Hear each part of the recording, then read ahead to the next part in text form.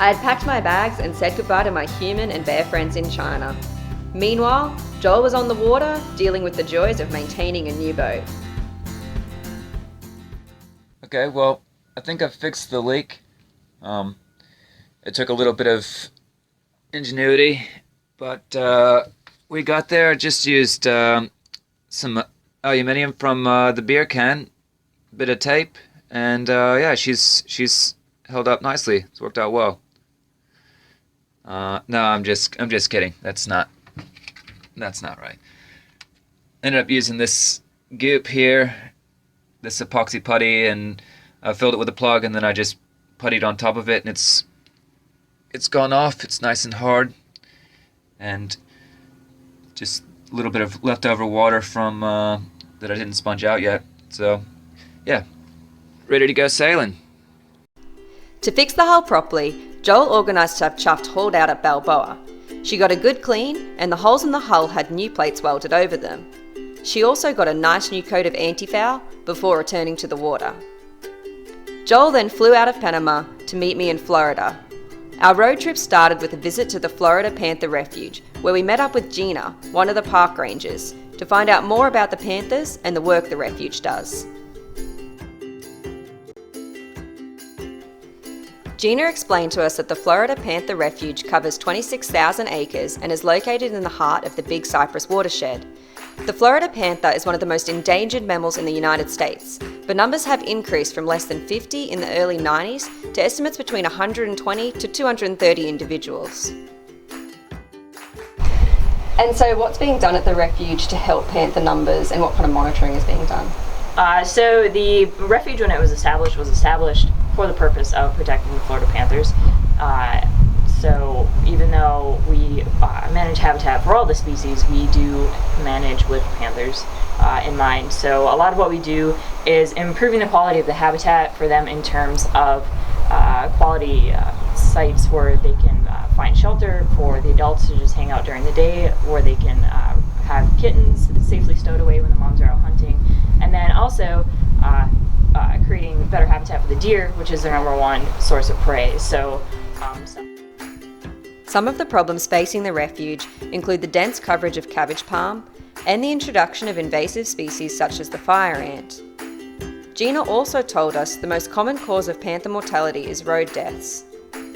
A lot of the work done at the refuge is land management, including trying to restore the natural ecology of the land.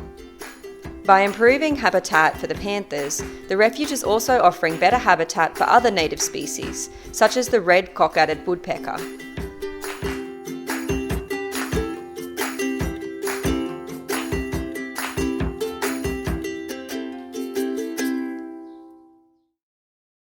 Thanks so much for coming and seeing us and talking to us today, Gina. It's really cool what you guys are doing here. It's been really good to see it all. It was great to talk with you guys. Great. Joel and I were back on the road to head to Little Jasperia Island. Joel's still getting used to being on camera. The wedding was held at a beautiful beachside location with heaps of cool wildlife to see.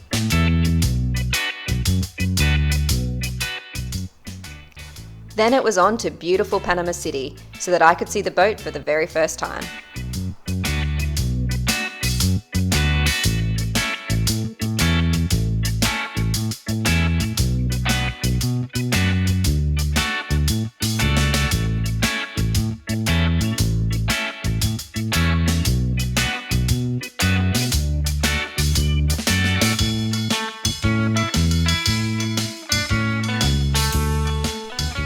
The first job I had to help with was pulling the dinghy up and putting it back in the water.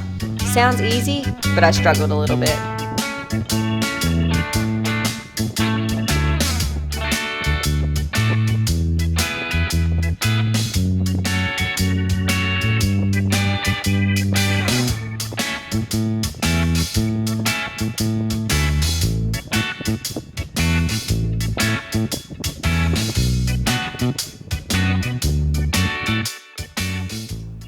Joel was back at work before he knew it, repairing even more holes in the hull that we had discovered.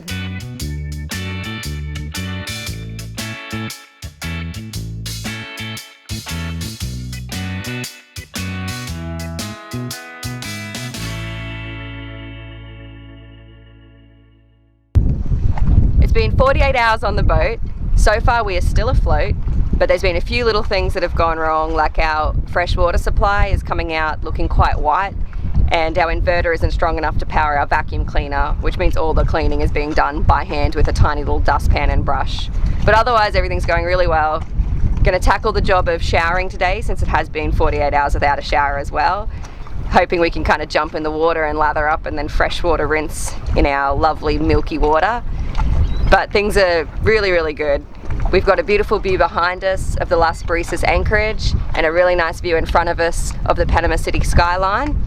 And Joel's planning on just trying to do some electrics, working on labeling things and checking the bilges. And I'm just going to keep on cleaning today, so hopefully it all goes really well.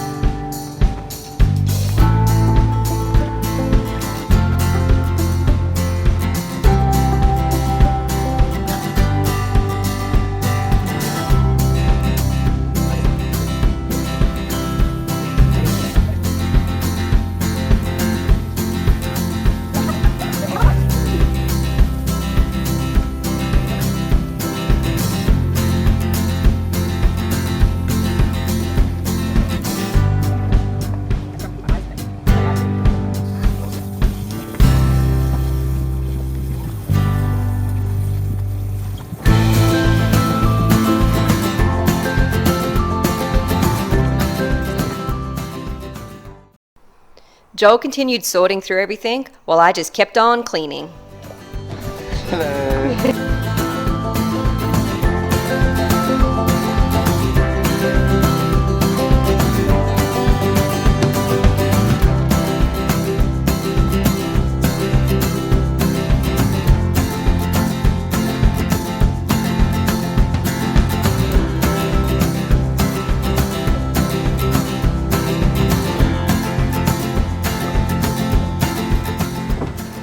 And I was quickly learning that although adventurous, boat life was never exactly easy. With Joel forgetting to fill up the fuel in the dinghy, we had to get a little lift out to the boat.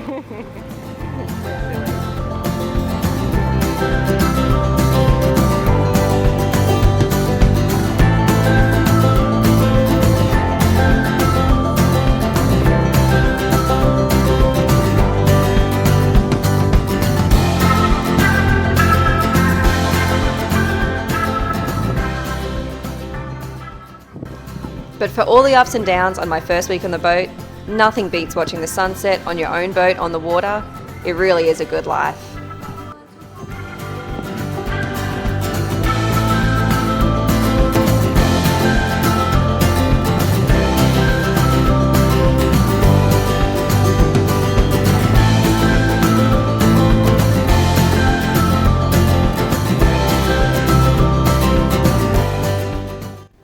Join us next time on Chuffed Adventures to watch us figure out how to sail our new boat, and to see me go on a crazy bus ride to help save stray animals with Spay Panama. Until next time, stay chuffed.